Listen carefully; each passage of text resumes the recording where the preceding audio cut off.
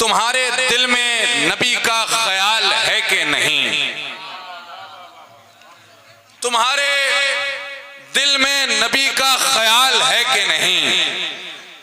तुम्हारे दिल में नबी का ख्याल है कि नहीं? जहां का सबसे योमदा सवाल है कि नहीं? जिंदा हो तो जिंदगी का हक अदा करते रहो, बैठते उठते नबी का तस्करा करते रहो। जिंदा हो तो जिंदगी का हक अदा करते रहो, बैठते उठते नबी का तस्करा करते रहो।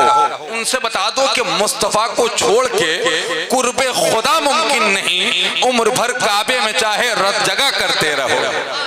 मुस्तफा को छोड़ के कुर्बे खुदा मुमकिन नहीं, उम्र भर काबे में चाहे रत जगह करते रहो। मैं कह रहा था कि तुम्हारे दिल में नबी का ख्याल है कि नहीं? जहां का सबसे उम्दा सवाल है कि नहीं? सुना है मेला लगा है हसीन चेहरों का, चलो तो देखें नबी का बिलाल है कि नहीं? सुना है मेला लगा है हसीन चेहरों का, सुना है मेला लगा है हसीन चेहरों का, चलो तो देखें नबी का बिलाल है कि नहीं? नमाज़े अक्सा में देखा है आपने मूसा।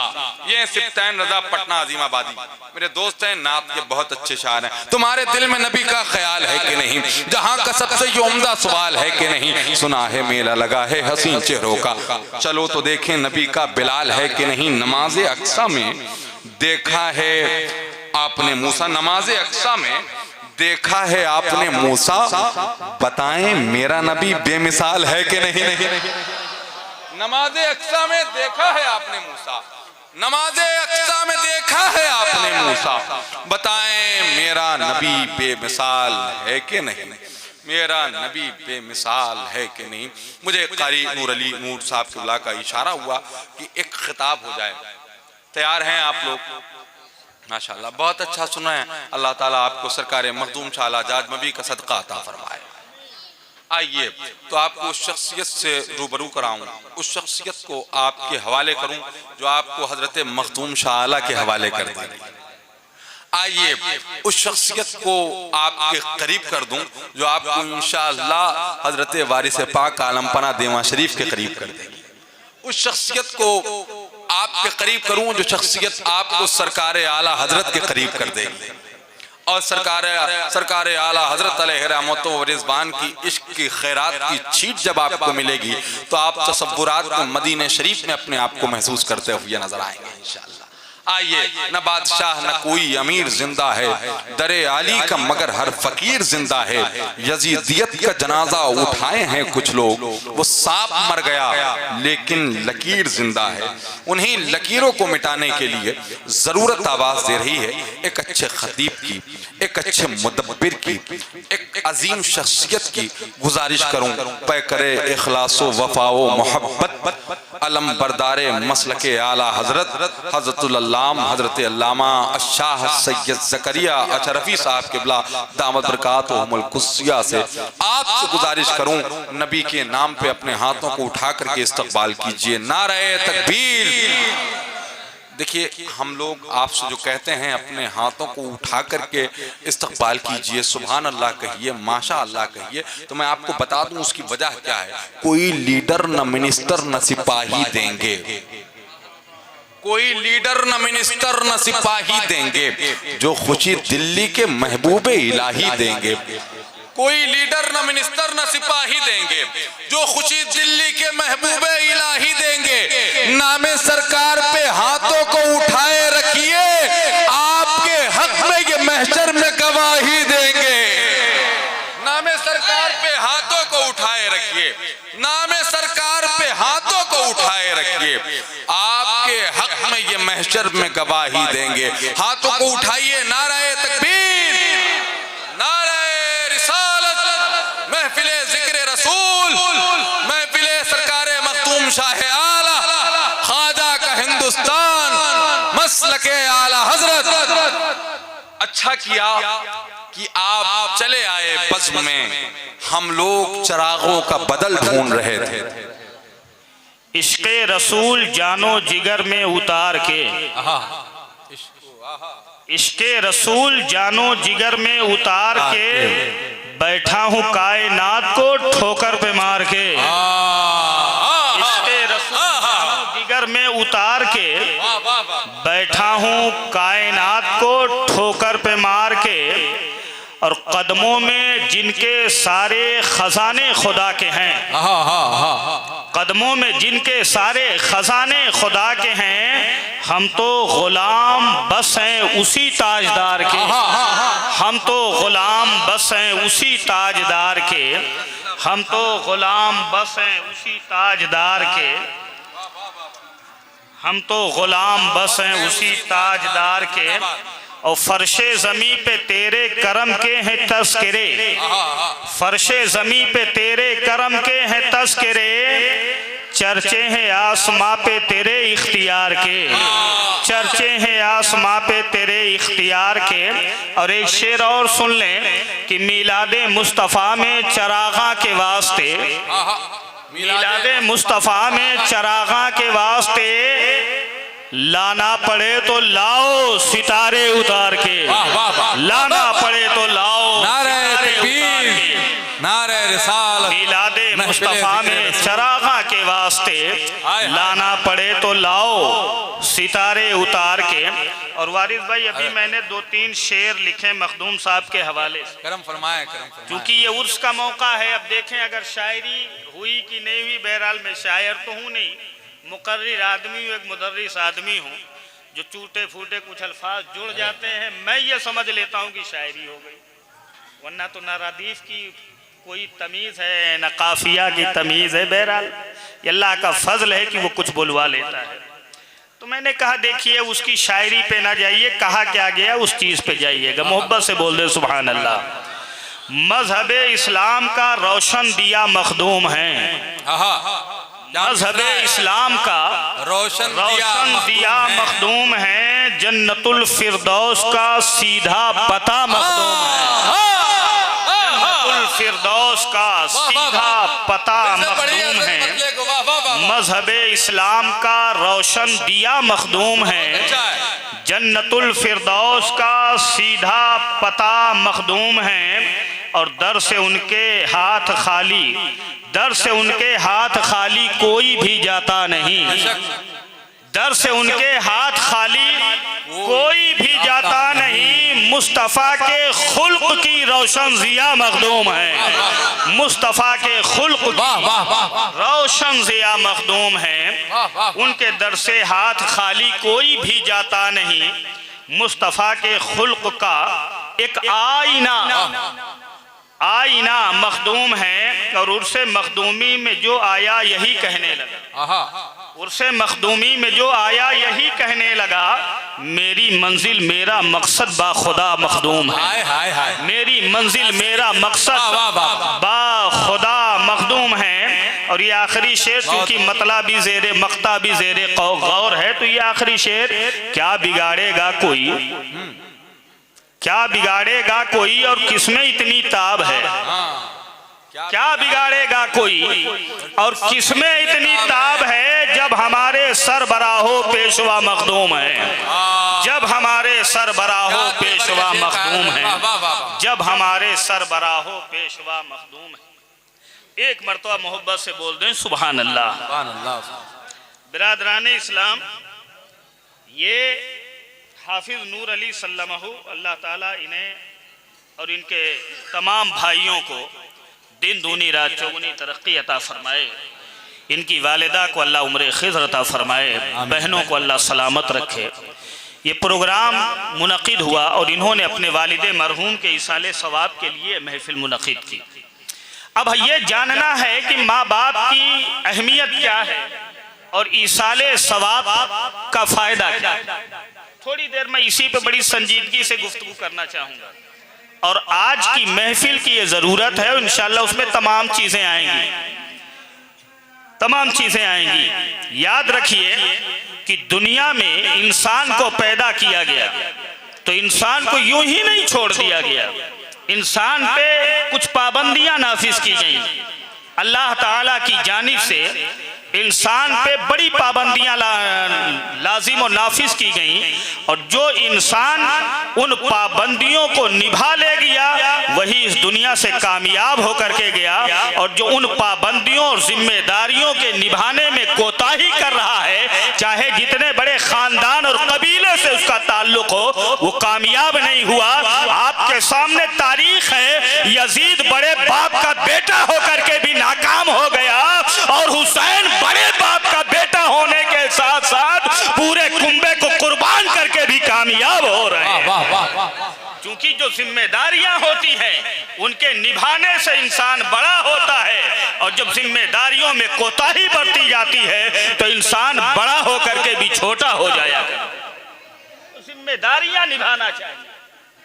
अब ये देखना है, दुनिया में इंसानों के आपस में बड़े रिश्ते हैं, आपस में बड़े रिश्ते हैं। इंसान पे एक हक वो नाफिज है जो अल्लाह का हक कहा जाता है, जिसे हुकूकुल्लाह कहा जाता है, और एक हक इंसान पर वो है जो बंदों का नाफिजो लाजिम होता है, उसे हुकूकुल इबाद कहा जाता है। तवज्जो है ना आपकी? एक हक है हक़ुल्लाह और एक हक है हक़ुल अब्द। अल्लाह का हक है कि उसे एक माना जाए,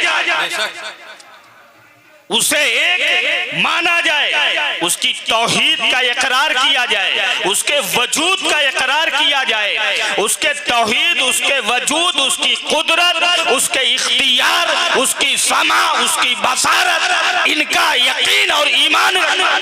बहुत अच्छे। फिर उसके लिए इबादत की जाए, उसे माना जाए और उसकी इबादत की जाए। ये हक इंसान पर लाजिम होता है, और फिर हुकूकुल इबाद है। याद रखो, अगर कोई इंसान हुकूकुल इबाद में कोताही कर जाए तो वो अल्लाह का हक है, चाहे तो सजा दे और चाहे तो माफ कर दे। वो हक वाला है, चाहे तो सजा दे और चाहे तो माफ कर दे। लेकिन अगर किसी बंदे का हक किसी बंदे पर है तो ये हक उस वक्त तक माफ ना होगा जब तक बंदा उस हक को माफ ना कर दे। जब तक बंदा उस हक को माफ ना कर दे। आपने हदीस पाक में सुना, आका करीम सल्लल्लाहु अलैहि वसल्लम ने सहाबा से पूछा, दे बताओ मुफलिस कौन है? तो साहबा ने वही बताया जो आमतौर से मुफलिस का माना समझा जाता है, जिसके पास मालो दौलत ना हो। आका फरमाते नहीं, मुफलिस वो है कि मैदान महशर में एक शख्स आएगा जिसके पास इबादतें होंगी, कसरत से वो इबादत किए होगा, मगर दुनिया में वो बंदों के हक को मारा होगा, हकदार खड़े हो जाएंगे। अब वहां वो उनके हुकूक को मालो दौलत की शक्ल में अदा न कर पाएगा तो उसकी नेकियां हकदारों को दे दी जाएंगी। हाल ये होगा कि उसके हिस्से में कोई नेकी ना बचेगी। तो ऐसा बंदा मुफलिस है जो लोगों के हुकूक को मारा कर। अल्लाह अल्लाह चला कि हुकूकुल इबाद अदा करना ये बड़ा जरूरी और बड़ा लाजिम है। बोलो है कि नहीं है? अच्छा, बंदों के हक होते हैं एक दूसरे पे, पड़ोसी का हक होता है। बोलो है कि नहीं? पड़ोसी का हक। अच्छा, पड़ोसी कोई भी हो, कैसा भी हो, पड़ोसी है तो हक़ पड़ोस। वाह, चाहे वो कलमा पढ़ने वाला हो या कलमा ना पढ़ने वाला हो। बहुत अच्छी बात हजरत, जिंदाबाद। ये नहीं कि सिर्फ अपना ही हो तो उस पड़ोसी का ख्याल रखो। इस्लाम तंग नजरी नहीं सिखाता है, इस्लाम तो उसात वाला मजहब है। कोई भी पड़ोसी हो उसके साथ हुस्ने सलूक करो। आका करीम सल्लल्लाहु अलैहि वसल्लम इरशाद फरमाते हैं, लैसा बिल मोमिन, और एक रवायत में है लैसल मोमिन मैं यबीतो वहुवा शबआनु। एक रवायत इस तरह से आती है, आका फरमाते हैं वो शख्स मोमिन कामिल नहीं जो सो जाए पेट भर करके, वजारुहु जायउन, और उसका पड़ोसी भूखा हो, उसका पड़ोसी भूखा हो और वो सो जाए खा के। ऐसा शख्स मोमिन नहीं, मोमिन कामिल नहीं। हजरत सैयदुना इमाम जाफर सादिक से या हजरत इमाम बाकिर से पूछा गया, ये बताइए पड़ोसी किसे कहते हैं? कहां तक पड़ोस का है जिसके बारे में इतनी ताकीद आई? तो हजरत इमाम ज़ैनुल आबिदीन फरमाते हैं, या हजरत इमाम जाफर सादिक या इमाम बाक़ी, इन्हीं तीनों में से किसी एक का कौल ज्यादा यह है कि हजरत इमाम ज़ैनुल आबिदीन रज़ी अल्लाह ताला अन्हु वो फरमाते हैं, सुनो पड़ोसी तुम्हारे दाएं जानिब 40 घर पड़ोसी, बाईं जानिब 40 घर पड़ोसी, तुम्हारे सामने 40 घर पड़ोसी होते हैं और तुम्हारे पीछे 40 घर पड़ोसी होते हैं, यानी तुम्हारे अतराफ में 40 घर तुम्हारे पड़ोस होते हैं और पड़ोसी की देखभाल करना ये पड़ोस पे लाजिम हुआ करती है। तो ये हुआ, एक पड़ोसी का हक होता है, एक भाई का भाई पे हक होता है, एक बहन का भाई पे हक होता है, एक माँ का बेटे पे हक होता है, एक बाप का बेटे पे हक होता है। इस तरह से हुकूक हैं और सारे हक की अलग अलग क्वालिटी है और अलग अलग हर एक का मेयार है, मगर दुनिया के तमाम हुकूक में सबसे बड़ा हक अगर किसी को दिया गया है तो वालिदैन का हक है, जो बच्चों पे लाजिम व वाजिब कर दिया है। वाह वाह वाह। सबसे बड़ा हक माँ बाप का है, माँ बाप का सबसे बड़ा हक है। तवज्जो फरमाओ, बहुत अच्छे हजरत, जिंदाबाद। बीवी का हक छूट जाए तो परवाह न करना यार, माँ बाप का हक न छूटने पाए और कोशिश ये करो किसी का हक न छूटे। लोग बीवी के हक की अदायगी में माँ बाप का हक छोड़ देते हैं। अल्लाह ने जन्नत माँ के कदमों में रखी है, बीवी के कदमों में नहीं रखी। गलत जगह तलाश करोगे तो कोई चीज ना मिलेगी। माँ बाप का मकाम क्या है? कुरान में रब ने फरमाया, वक़ज़ा रब्बुका, तेरे रब ने फैसला कर दिया है, अल्लाह ताबुदू, कि तुम इबादत ना करोगे इल्ला इय्याह, मगर उसी की, व बिल वालिदैन इहसाना, और इस बात की उसने ताकीद और फैसला कर दिया है कि अपने वालिदैन के साथ हुस्ने सुलूक करते रहो। वाह वाह। अपने माँ बाप के साथ हुस्ने सुलूक करते रहोगे। आज का माहौल देखो, नौजवान इतना बिगड़ गया है कि माँ बाप को चैन की नींद नहीं आती है, परेशान और बेचैन और बेकरार रहते हैं। ये बच्चों ये बताओ नौजवानों, क्या तुम अपने माँ बाप को तकलीफ ही देने के लिए इतने बड़े हुए हो? किन किन मुसीबतों और किन किन दुश्वारियों से तुम्हारे वालिदैन ने तुम्हें इस मकाम तक पहुंचाया है। तुम्हें तो उनकी खुशी हासिल करने के लिए अपने वजूद को भी मिटाना पड़े तो मिटा देना चाहिए। ये कौन सी शराफत है कि तुम्हारे किरदार और अमाल से तुम्हारे माँ बाप नाराज। अल्लाह अल्लाह अल्लाह। अल्लाह ने फरमाया वालिदैन के साथ उसने सलूक करो। अब तवज्जो फरमाएं, अल्लाह कहीं और भी तो कह सकता था, लेकिन नहीं, जहां उसने अपनी इबादत के बारे में फरमाया वहीं उसने ये कहा है कि मेरी इबादत के साथ साथ तुम अपने माँ बाप की फरमा बरदारी करते रहना। यहीं से जहन मिल गया, रब की लाख इबादत करो, इबादत रब कबूल ही ना करेगा जब तक तुम अपने माँ बाप की फरमा बरदारी नहीं करते। जब तक तुम अपने माँ बाप की नाफरमानी करते रहोगे तुम्हारा रब तुम्हारी इबादत नहीं कबूल करेगा। मचल के बोल दो सुभान अल्लाह। और एक चीज और समझ लो, अपनी इबादत के साथ क्यों? इंसान का वजूद दुनिया में दो सबब से हुआ, एक सबबे हकीकी है और एक सबबे जाहिरी है। इंसान के वजूद का सबबे हकीकी तो रब है कि वो पैदा ना करता तो कोई पैदा ना होता, मगर जाहिरी सबब इंसान के वजूद का कोई और नहीं है, उसके माँ बाप है। तो अल्लाह ने जहां ये कहा कि हकीकी सबब का भी हक अदा करते रहो, वही उसने कहा कि जाहिरी सबब का भी हक अदा करते रहो। वाह वाह वाह। वही उसने ये कहा कि जाहिरी सबब का भी हक अदा करते रहो। मचल के बोल दो सुभान अल्लाह। एक बात समझ लो, इसी से अज़मत वालिदैन का पता चलता है।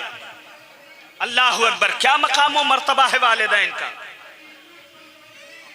आका करीम सल्लल्लाहु अलैहि वसल्लम की बारगाह में आज होता क्या है, ये हमारे नौजवान मस्जिद जाएंगे, मेरा हाथ चूम लेंगे, कौनो जुब्बे कुब्बे वाला पीर दिखा उसका पैर चूमने लगेंगे, किसी के भी नचनिया गए और टहलने घूमने वाले शोबदे बाजों के पीछे टहलने लगते हैं और ये समझते हैं कि ये पीर मुझे बचा लेगा, ये मौलवी मुझे बचा लेगा।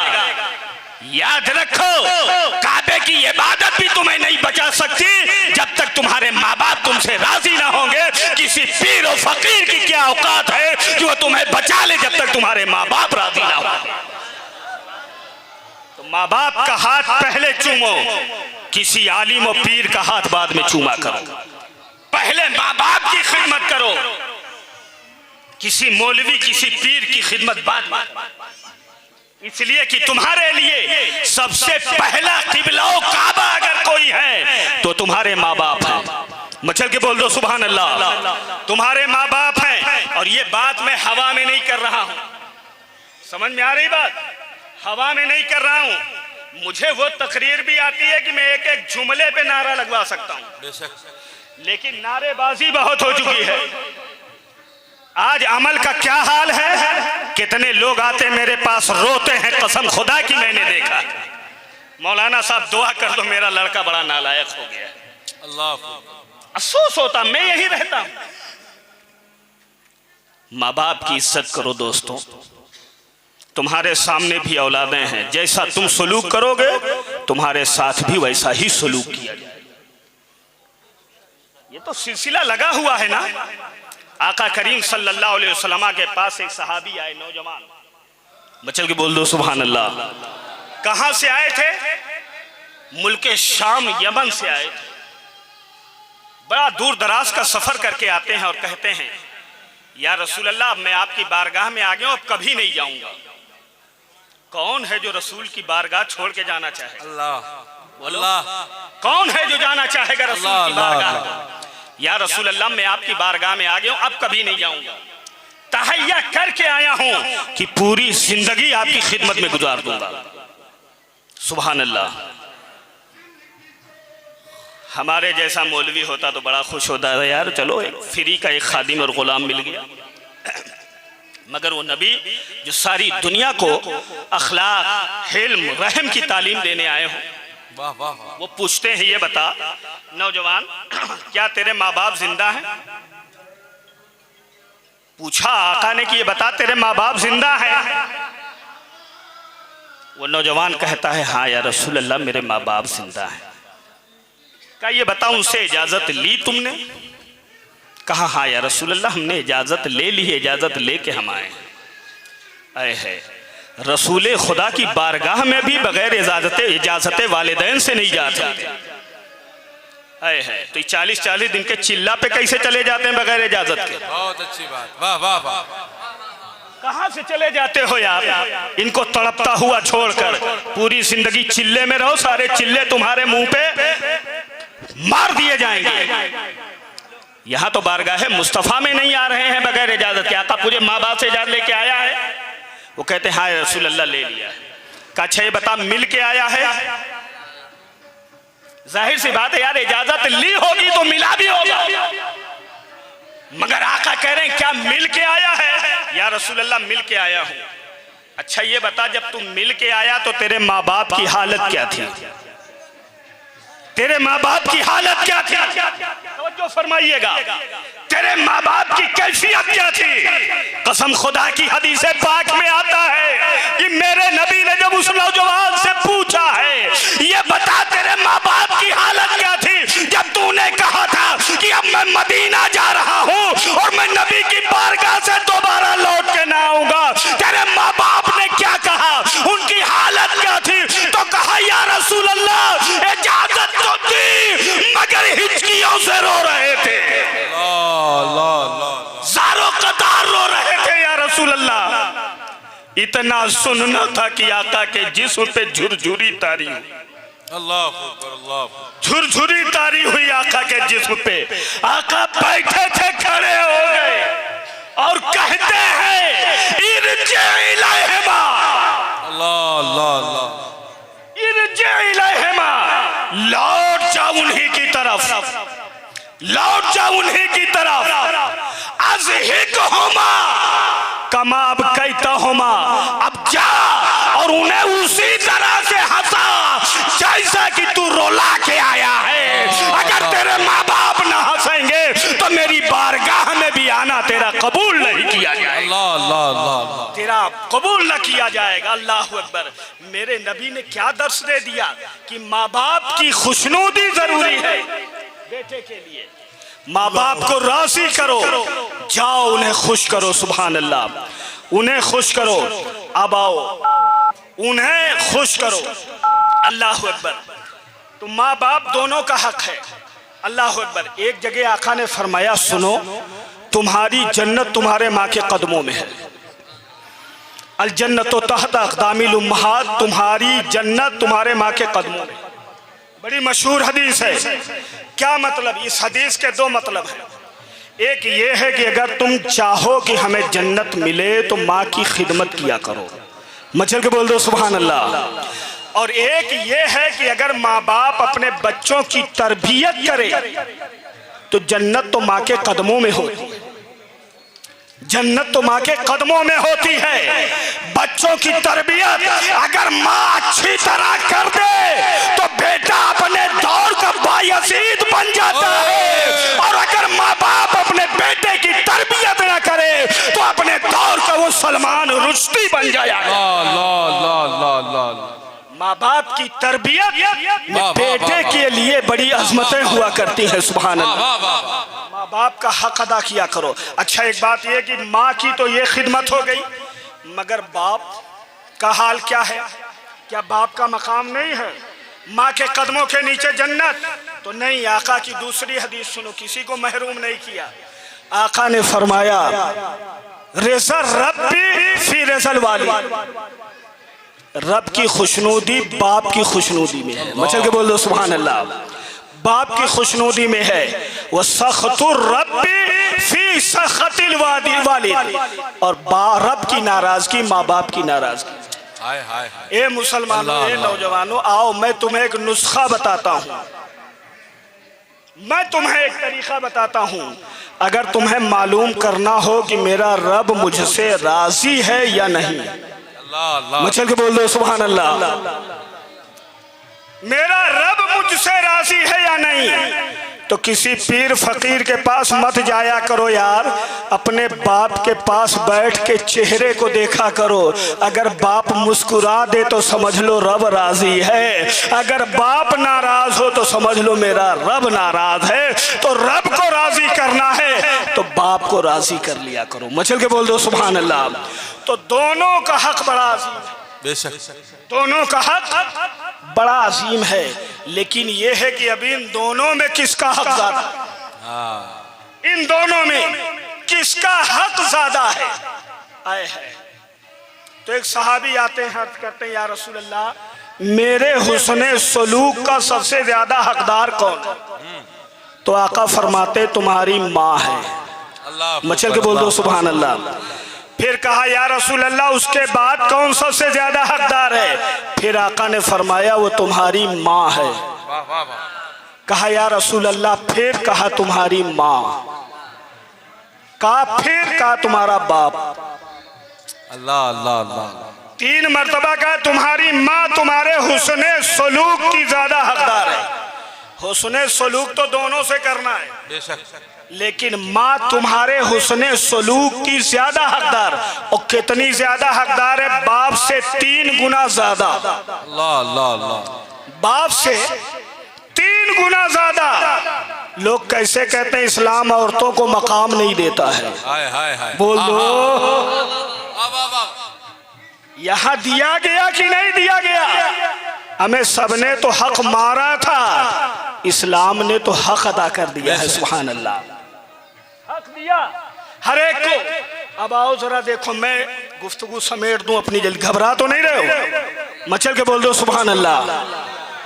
ये बात आ गई, चूंकि इस दौर का एक बहुत बड़ा अलमिया ये भी है कि बच्चे इतने लापरवाह हो गए हैं कि वालिदैन परेशान रहते हैं। बच्चों, माँ बाप की खिदमत किया करो। अरे यार, माँ बाप बच्चों के लिए कभी बुरा चाह ही नहीं सकते हैं।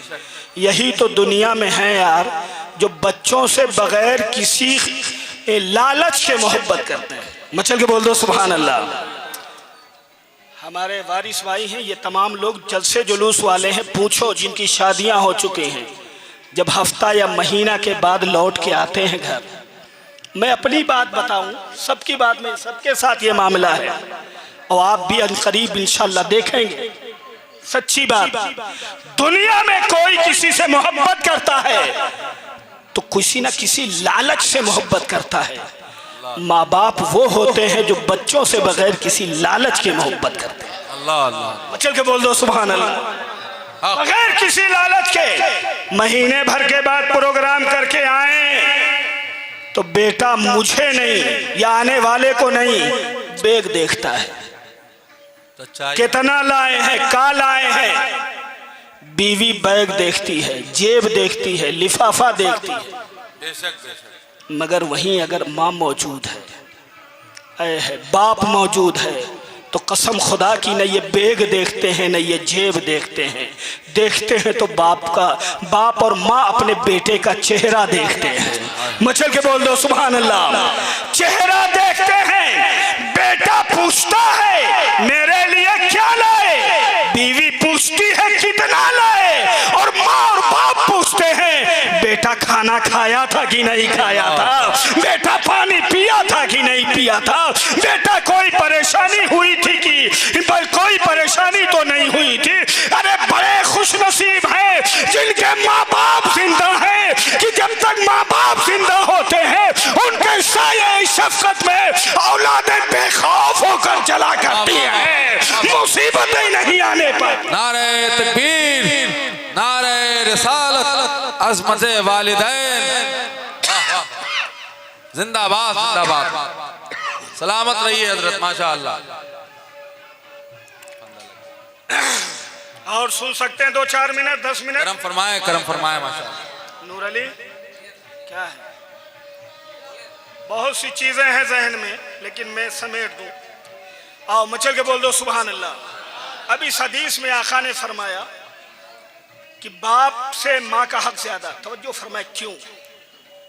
इस्लाम में है जो जितना कमजोर होता है उसको हक उतना ज्यादा दिया जाता है। आए है सुभान अल्लाह। दुनिया में कमजोर जो होता है उसका हक छीना जाता है। हाय हाय हाय हाय। दुनिया का कानून ये है कमजोर का हक छीनो। तंजीमें बनती हैं, पार्लियामेंट में कानून बनता है, मगर जमीन पे कितना उतरता है दुनिया देखती है। तो दुनिया का कानून कमजोरों के हुकूक छीनता है, इस्लाम का कानून कमजोरों का हक को हक ज्यादा देता है। मचल के बोल दो सुभान अल्लाह। और उलमा बयान फरमाते हैं इसलिए माँ का हक बाप से 3 गुना ज्यादा है कि है तो बाप का भी एहसान, मगर माँ का 3 एहसान ऐसा है जो सिर्फ माँ ही बच्चों पे करती, कोई और नहीं। पहली चीज है कि 9 महीने तक बच्चे का बोझ अपने पेट में रखती है, बाप इसमें शामिल नहीं। दूसरे ये कि पैदाइश के वक्त जो एक माँ को तकलीफ होती है वो तकलीफ सिर्फ माँ ही बर्दाश्त करती है, बाप पर वो तकलीफ नहीं गुजरती है। और तीसरी चीज ये है कि पैदा होते ही जब बच्चे को भूख लगती है, दुनिया की नेमतें हो मगर डॉक्टर मना कर देता है, कहा वो खिलाओ जो इसके माँ के खून से बना हो, यानी इसे दूध पिलाओ। तो पहली ग़िज़ा जो जाती है वो माँ का दूध है। चल के बोल दो सुभान अल्लाह। तो ये 3 एहसान माँ का औलाद पे ऐसा होता है जो सिर्फ माँ ही करती है, बाप नहीं। तो याद रखो, मसला सुनते हुए चलो। मसला ये है कि जब खिदमत की बात आए तो माँ की खिदमत को बाप की खिदमत पर मुकद्दम रखो, और जब इज्जत की बात आए तो माँ से अपने बाप की इज्जत ज्यादा किया। दोनों का हक अपनी जगह है, सुभान अल्लाह। दोनों का हक अपनी जगह है। और एक बात सुन लो यार, एक चीज ये कि माँ बाप जब तक जिंदा हो उनके साथ हुस्ने सलूक करो, उनके साथ मरने के बाद भी क्या वो हुस्ने सलूक के मुस्तहिक हैं? तो यकीनन मुस्तहिक है। मचे के बोल दो सुभान अल्लाह। एक हदीस और सुना दूं, चूंकि मैं इधर उधर नहीं जाना चाहता। हजरत मालिक बिन रबिया साइदी रजी अल्लाह ताला अन्हु कहते हैं कि एक अंसारी सहाबी आए और पूछा, या रसूल अल्लाह, क्या माँ बाप का मरने के बाद भी हक होता है औलाद पे? आका करीम सल्लल्लाहु अलैहि वसल्लम ने फरमाया, हाँ, 4 हक हैं जो मरने के बाद भी बच्चों पे नाफिज होते हैं। पहला हक तो ये कि उनकी नमाज जनाजा पढ़ें। दूसरा हक ये है कि उनके लिए दुआ इस्तिग़फ़ार करें और उनसे किए हुए अहद और वादे को पूरा करें। और तीसरा हक ये है कि जो माँ बाप के दोस्त हों, माँ की सहेलियां हों, उनकी इज्जत करे, उनका एहतराम करे। और चौथा ये है कि माँ बाप के जो रिश्तेदार हों उन्हें छोड़े नहीं, उनके साथ भी हुस्ने सलूक करता रहे। सुभान अल्लाह। ये 4 हक होता है जो माँ बाप के इंतकाल के बाद भी पाया जाता है। लेकिन अगर किसी के माँ बाप दुनिया में ना हो यार, तो आओ एक बात सुनते हुए चलो। बड़ी प्यारी बात है कि अब कैसे वो अपने माँ बाप को राजी करें और किस तरह से उन्हें फायदा पहुंचे और वो फर्मा बरदार हो जाएं कि जिनके माँ बाप फौत कर हो चुके और वो अपने माँ बाप को राजी न कर सका। तो आओ एक हदीस सुनो। हजरत अबू हुरैरा रजी अल्लाह ताला अन्हु फरमाते हैं कि प्यारे आका सल्लल्लाहु अलैहि वसल्लम ने इरशाद फरमाया, मन सारा कबरा वालिदै, और एक रवायत में आया है कबरा अबवै औ अहदहिमा फी कुल्ले जुमातिन गुफिरा लहू व कुतिबा बर्रन। मचल के बोल दो सुभान अल्लाह। आका करीम सल्लल्लाहु अलैहि वसल्लम फरमाते हैं, हज़रत अबू हुरैरा रज़ी अल्लाह ताला अन्हु रावी हैं कि जो शख्स अपने माँ बाप या किसी एक का इंतकाल हुआ हो उसके कब्र की ज़ियारत कर ले। मचल के बोल दो सुभान अल्लाह। जो अपने माँ बाप अगर दोनों इंतकाल हो गए या दोनों में से कोई एक इंतकाल कर गया, उसकी कब्र की ज़ियारत करे। फी कुल्ले जुमातिन, हर जुमा के दिन, तो इनाम ये होगा कि गुफ़िरा लहू, अल्लाह उस ज़ियारत करने वाले बेटे की बख्शिश फरमा देगा। और अगर वो नाफरमान होगा तो अल्लाह उसे फरमा बरदार लिख देगा। उसे फरमा बरदार लिख देगा। अब ये सुनो, इस हदीस से कब्रों पे जाने का सबूत हुआ। मचल के बोल दो सुभान अल्लाह। कब्रों पे जाने का सबूत, जाया करो। और यहां मियां कब्र वाले का क्या फायदा ये नहीं बयान हुआ। ये हुआ जो बेटा जाएगा वो बख्शा जाएगा। मचल के बोल दो सुभान अल्लाह। हमें माँ बाप का मकाम वो है कि दुनिया में उनकी खिदमत करे तब भी मगफिरत, मर जाए कब्र की जियारत करे तब भी मगफिरत। जियारत करे तो मगफिरत, जिंदाबाद जिंदाबाद। नाफरमान हो तो फरमा बरदार। अब बताओ, अगर कुछ पढ़ के बख्श दे, इसाले सवाब कर दे, तो क्या उससे उनको फायदा नहीं पहुंचेगा? मचल के बोल दो सुभान अल्लाह। चलते चलते एक बात और कर लो यार, कि मरने वाले से आदमी मिटता नहीं, मौत से जगह बदल जाती है। और मौत से इंसान की अहमियत घटती नहीं है, बढ़ जाया करती है। बोलो सुभान अल्लाह। इज्जत बढ़ती है ना यार मरने से कि घटती है?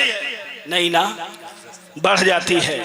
यही लिए जब मोमिन मरता है तो मुस्कुराता है, जानता है कि अब इज्जत बढ़ने वाली है। मर गया तो लोग ऐसे ले जाके दफन नहीं कर देते, कहते पहले इसे गुस्ल दो। है मचल के बोल दो सुभान अल्लाह। नहलाओ, और जिस तरह वो जिंदगी में इतनी सफाई से न नहाया हो, उससे बेहतर सफाई मरने के बाद हो रही। खुशबू लगाओ, फिर ये कि अब नया कपड़ा पहनाओ। नया कपड़ा, कफन पहनाया गया, अब कफन भी पहना दिया गया। अब उसके बाद ऐसे नहीं, कंधे पे उठाओ। मचल के बोल दो सुभान अल्लाह। जिंदाबाद। कंधे पे उठाओ, चाहे जितना बदकार हो, गुनाहगार हो, सियाहकार हो। इज्जत बढ़ गई, मर गया। नहलाया भी जा रहा है, कफनाया भी जा रहा है, कंधे पे उठाया भी जा रहा है। अब सब पीछे पीछे, ये आगे आगे। पता क्या चला कि मोमिन की मौत मोमिन को जलील नहीं करती, इज्जत वाला बना देती है। और जब यही जनाजा गया, रखा गया, और नमाज के लिए सफ खड़ी हुई तो सवाल ये पैदा हुआ कि यार इस जनाजे को कहाँ रखा जाए। तो कहते हैं ये आज सबसे आगे रहेगा, इमाम भी पीछे रहेगा। मचल के बोल दो सुभान अल्लाह। इमाम भी पीछे रहेगा, जनाजा आगे, इमाम पीछे। क्या कहने? हमें रोज नमाज पढ़ने जाता था तो पीछे इमाम आगे, जुमा पढ़ता तो इमाम आगे, ये पीछे। ईद पढ़ने जाए तो इमाम आगे, ये पीछे। मगर आज मरा है तो आगे ये है, इमाम पीछे है, मुक्तदी पीछे है, हमें मुफ्ती पीछे है, वक्त का आलिम पीछे। वाह वाह, सब जिंदाबाद। पीछे है, सब पीछे है। अच्छा, हफीज जालंधरी जी, एक शायर बहुत बड़े गुजरे, शाहनामा इस्लाम उन्होंने लिखा है। शेर में वो एक मिसरा कहते हैं, उनका भी एक अजीब हाल था एक सवाल करते हुए, और उसके जवाब में पीर नसीर ने जवाब में शेर कहे, वो सुन लो। करम करम करम। कहते क्या है हफीज जालंधरी, क्या कहता है कि वो कहता है कि जहां कतरे को तरसाया गया हूं वहीं डूबा हुआ पाया गया हूं, सिपुर्दे खाक ही करना था मुझको तो काहे को मैं नहलाया गया हूं। हमें मिट्टी में तो गाड़ना था, ये क्या जरूरत थी नहलाने धुलाने की। क्या अच्छा है ये बात उसने कही, सवाल कायम किया, फिर सुना दूं। बहुत अच्छे हजरत, सलामत। जहां खतरे को तरसाया गया हूं। अच्छा, ये भी दुनिया का मिजाज है ना यार, जब तक जिंदा रहा बाप एक घूंट पानी के लिए औलादें तरसाती रही, ऐसी भी बेवफा और नालायक औलादें दुनिया में हुई। और बाप मर गया तो बढ़िया लंबा वाला चावल बिरयानी बटवा के मोहल्ले में खिलाया जाए। हजरात नारों से इस्तकबाल कर, हमें ये चीज भी नहीं होना चाहिए। शोराए अहले सुन्नत की आमद आमद हो रही है। नारे तकबीर, नारे रिसालत, नारे रिसालत, महफिले जिक्र रसूल, उलमाए अहले सुन्नत, शोराए अहले सुन्नत, आवामे अहले सुन्नत, ख्वाजा का हिंदुस्तान, मसलके आला हजरत, मसलके आला हजरत, फैज़ाने सरकारे मखदूम शाह आला जनाबे हजरत कारी ज़ैनुल आबदीन साहब कानपुरी, जनाबे हजरत ज़िया यज़दानी साहब क़िबला बहराइच शरीफ, जनाबे हजरत शाद ज़फ़र फ़तेहपुरी।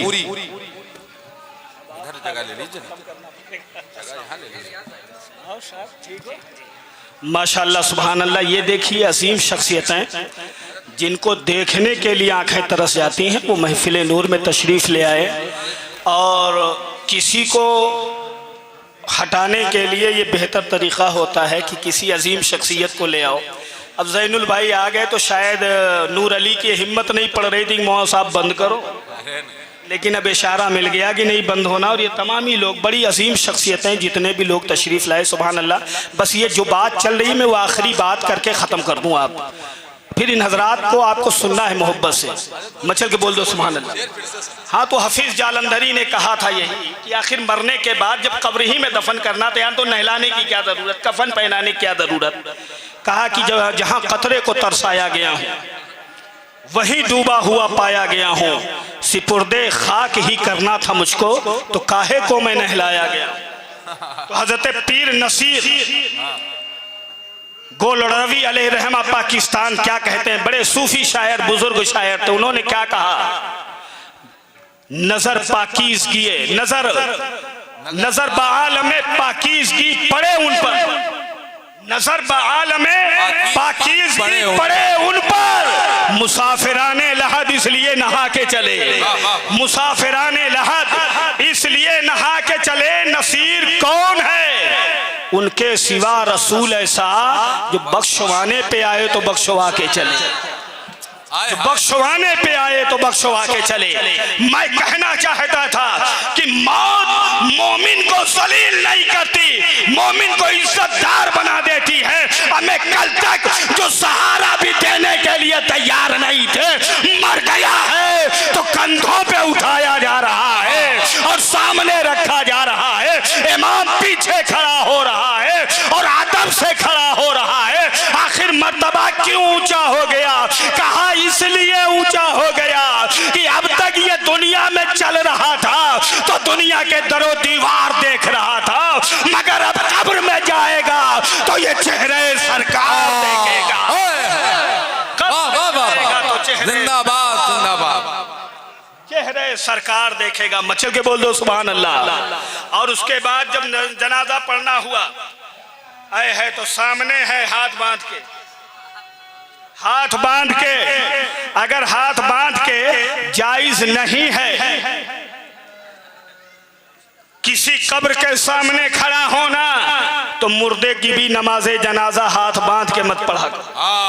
क्या अच्छा नुक्ता है, जिंदाबाद। और अगर हाथ बांधना जायज है मुर्दे के सामने, हमें ये कब्र के ऊपर हो तब भी जायज है, कब्र में चला जाए तब भी जायज है।